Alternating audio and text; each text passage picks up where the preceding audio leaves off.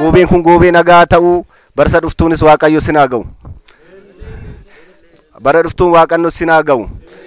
Guddadhaa of kala masqala kana of kala bara dhuftuun gaa nagaadhaan bara dhuftu gaa of kala.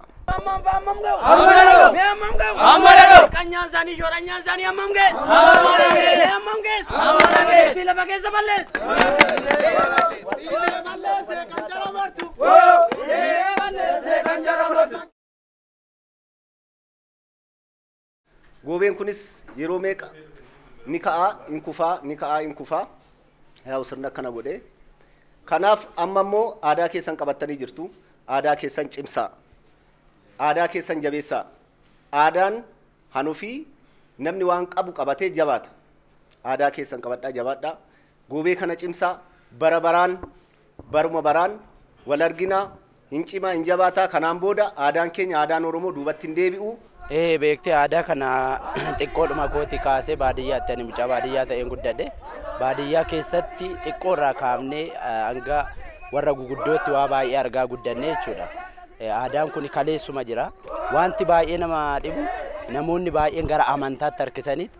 Amantaadhaan aadaa gobee gara waan biraatti naannessaa turan malee aadaan kun duruma jira. Oromoos ta'ee sabni biraa dukkana gannaa keessa darbee gaafa booqaa biraatti ba'u gammachuu isaa ittiin kan ibsatudha. Kaayyoo lamaa fi kan nuti kana qopheessine tokkoffaa aadaa Oromoo badii ture sana deebisuudha. Uummata kanallee beeksisuudha. Dargaggoonni illee mataan isaanii bakka jireenya akka baraniif akka beekaniif aadaa kan akka beekan akka kabajan safuusaa akka eeganiif kaayyoonni lammaffaa immoo galii asirraa argamu kana harka qal'eeyyii ijoollee haadhaaf abbaan qabne ijoollee barachuu hin dandeenye ittiin barsiifna waan argannu kana waan walitti qabannu kana kaayyu kaayyoo lamaan kana qabanneeti kan eegallee jechuun barbaada. Dhugaadha aadaa safuu cimaa of keessaa qabu aadaa wal xiqqaan guddaa kabaju guddaan xiqqaa kabaju manguddootti uffeeffaman itti kabajaman waan ta'eef hawaasni keenyallee uummanni keenyallee aadaa isaa kana isa miidhu isa fayyada waan ta'eef otoo cimsee otoo bakkuma jirutti wal deeggaree safuusaa eeggatee aadaa isaa eeggatee baay'ee gaariidhaan jedha. Yaa Waaqenne! Yaa Waaqenne! Yaa Waaqenne! Gaanii geessi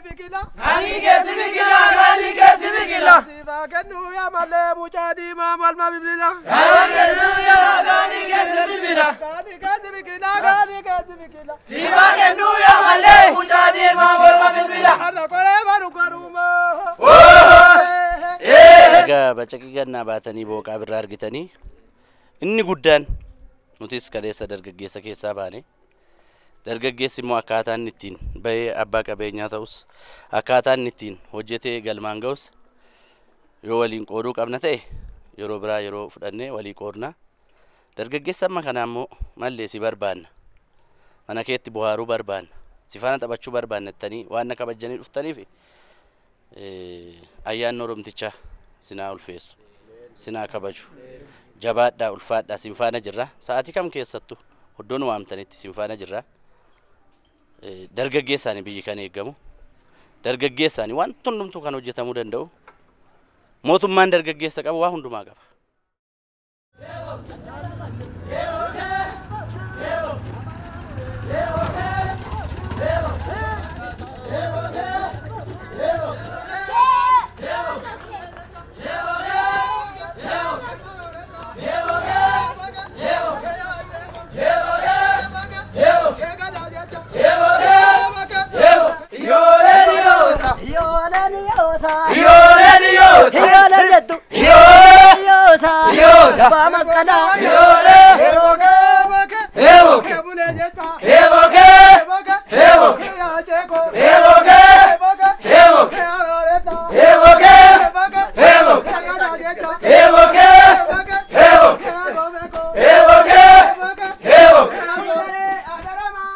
Addargadha addunyaa argadha guutuu kunoo sinii kennan kana qammasa guutuu ayyaanaata guutuu keessa oolaa bula.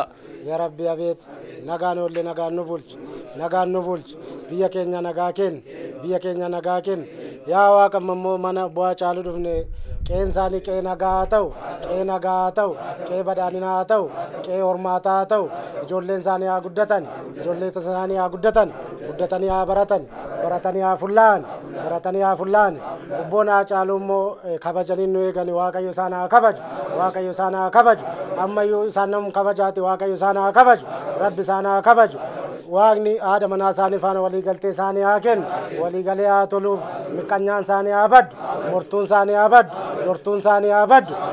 yaa waggalat ammas akkanumatti isa waggaa kanaa nu qaqqabsiis yaa wal biraa nun dhabin akkanumatti dargaggeessa kana immoo dargaggeessa yaanaa nuu taasis ilanni kun qabeenya keenyadha qabeenya biyyaati qabeenyi biyyaa kun ulee haa bulu nama biyya eegu nama mootummaa eegu haa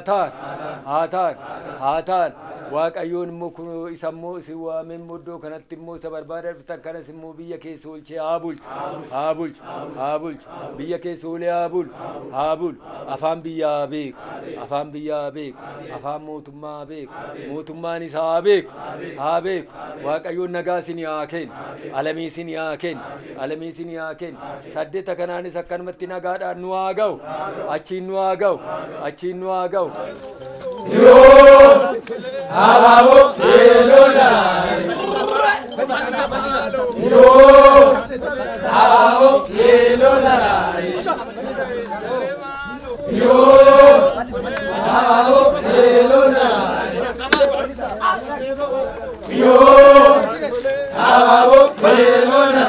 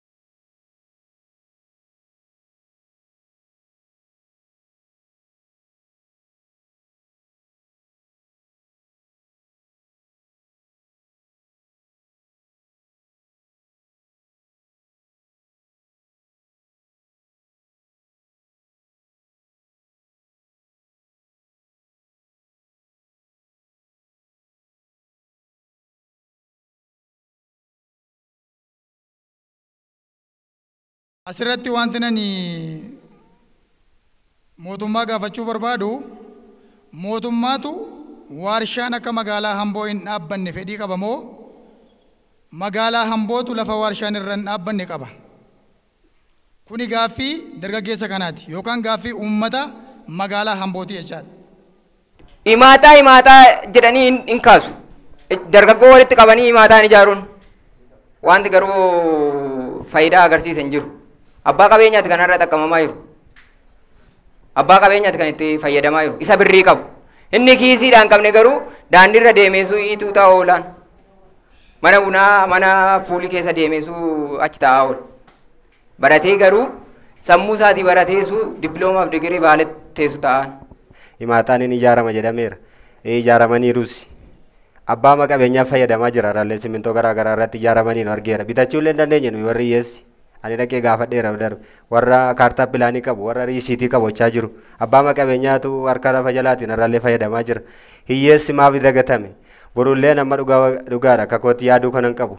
Namni waan nyaatu yoo jiraate, waan ittiin oolu, waan ittiin bulu yoo qabaate, dhimma waan biraa keessa gagaluun barbaadu. Dhimma misoomaatti deebi'eera. Magaalli Hamboo har'a gara misoomaatti yaadni isaa, ijaarsi isaa, wanti hundumtuu gara misoomarra jira. Mootummaan kun jijjiirama gaarii fidaa jira. Baay'ee nutti toleera. Jijjiirama inni fiderraan mootummaa jijjiiramaa ta'uu isaa irraan kan ka'e ammayyuu galma kana guunnee yaada keenya bilisa taanee mari'achaa yaada wal jijjiiraa jirra. Baay'ee gaariidha. Kanaaf nuti har'as baruus taanee mootummaa kana hin deeggaraa jirra. Biyyi kun immoo itti fufuu danda'a kan jennu dargaggoon haala hunduma keessatti ijaarsa siyaasaa keessatti akkasuma politikaalii ikoonomikaalii yoo hirmaataa ta'edha. Biyyi keenya kun immoo itti fufuudhaaf humni isheen qabdu humna olaanaa yookaan sadarkaa olaanaa irratti kan argamu dargaggoodha jechuudha. Dargaggoon hin jiru yoo ta'e immoo biyyi kun jirti jechuun anaaf gaaffiidha yookaan immoo biyyi kun hirmaattuu taatee itti fufuu dandeessi yookaan tarkaanfachuu dandeessi yaada jedhu hin qabu. Sababii sanaatiif dargaggoo kana haaluma amma irra jiru kana cimsinee yookaan itti fufsiinee itti fufsiisuu qabna. Dadhabina guddaa ani arge akka naannoo Oromiyaatti jedhee dubbachuu nan danda'a. Dadhabina cimaa ani arge namni keenya hojii tuffata, dargaggeessi keenya hojii tuffata. Carraa argannee yeroo tokko iddoo tokko ilaallee arginee deemne. Namoota gurguddaatu gad of deebisee hojii xixiqqoo hojjeta. Namoonni gurguddaan hojii xixiqqoo har'a hojjetan kun bor iddoo gurguddaatti argitu dhugaa dubbachuuf. Soo dargaggeessi keenya hojii isaa tuffachuun qabu. Hojii tuffachuun qabu. Waa xiqqaarraa waa guddaatti adeemuu baruu danda'u nurra jira. Atis narraa fagaatini, anis sirraa hin oolu, anis sirraa hin oolu. Rakkoolee sitti maddu, situ anaaf dhagaa, situ anaaf dhagaa. Situ qaama kooti, eenyutu sinaaf ga'a, eenyutu sinaaf ga'a. Kottumee akka goonu, kottumee akka goonu, kottumee akka goonu. Atis narraa fagaatini, anis sirraa hin oolu, anis sirraa hin oolu. Rakkoolee sitti maddu, situ anaaf dhagaa, situ anaaf dhagaa. Situ qaama kooti, eenyutu sinaaf ga'a, eenyutu sinaaf ga'a. Reekee waa mijataa. Magaalaa keenya keessatti bakka qaawwaa jiru irratti gurmuumni akka gandaatti gaafanne iddoo kana irratti kanan hojjechuu danda'a naan mijeessii maaf hin jettan lakkii mijeessuu yoo immoo koottaa kunoo banaadha karri keenya dhaqnee ilaalla kan mijechuu danda'u immoo waa lamaan tokko karaa qajeelfama eegeen karaa fayyadamummaa nama sanaa mirkaneessu yoo ta'e inni kun sirriitti ilaalamuu qaba. Kanaaf dargaggeessi keenya cimee iddoo jirutti hojjechuu qaba. Wal deeggaraa deemuu qabna jechuudha. Uummata kanaaf hojjedhu. Saba keetiif hojjedhu. Dargaggeessaaf hojjedhu. Maa rakkoon qabu. Inni guddaan garuu sirna raasna yoo ta'e, sirna kuffisna yoo ta'e, sirna kun immoo akkamitti dhufe bareechitanii beektu waan ta'eef. Haa guddatu haa xiqqatu har'a Oromoon abbaa biyyaati. Abiyyitu hoogganaa jira jechuudha. Kanaaf nuti immoo asitti waliin mari'annee waan hin yoo ta'e yeroo kana hin fayyadamnu yoo ta'e maal jijjiirama fidneedha. Kanaaf yaadi sin kaastan yaada gaariidha. Wanta nan hojjedhu akkuma beekumsa koo ta'uu danda'a. Yoo isin immoo walitti dabalamne immoo beekumsa dabalanna. As keessa argitan nyaara kaamsaa parsentii olii beekumsa baay'ee nu walii kan qabdanidha. Waan adda addaa muuxannoon maalii yoo isin hin dorgomne malee. Wal tuffachuun gaarii miti. Wal baasuudha. Wal ijaaruudha. Hanqinoota uumamu immoo iftoominaan jechaadha. Karaa nama dhuunfaa dijiniitii isaan tunneen.